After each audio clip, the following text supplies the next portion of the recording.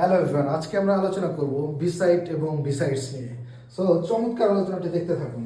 Beside সাধারণত কিন্তু একটা প্রিপোজিশন, আর বিসাইড মানে হচ্ছে পাশে, পাশে।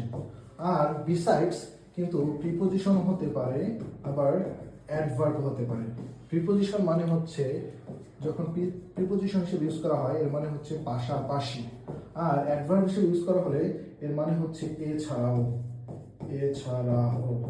চলুন আমরা এক্সাম্পল দিয়ে দেখি। বিসাইড যদি আমরা বলি তাহলে আমি বলতে পারি শি স্যাট বিসাইড মি, সে আমার পাশে বসেছিল। সাদিয়া স্যাট বিসাইড মি, সাদিয়া আমার পাশে বসেছিল।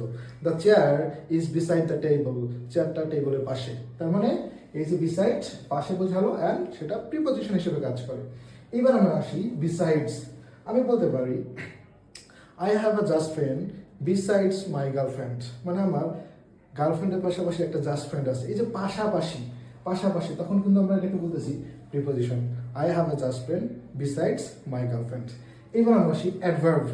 আমি বলতে পারি আই হ্যাভ আ গার্লফ্রেন্ড, আমার একটা গার্লফ্রেন্ড আছে।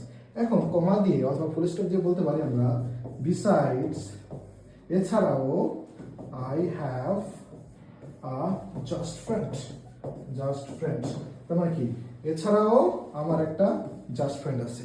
এই যে এছাড়াও বা পাশাপাশি বোঝালো, এছাড়াও বোঝালে সেটা কি অ্যাডভার্ব, আর পাশাপাশি বোঝালে এটা কি প্রিপোজিশন। সেরকম মজার মজার ভিডিও পেতে আমাদের সাথেই থাকুন। Thank you.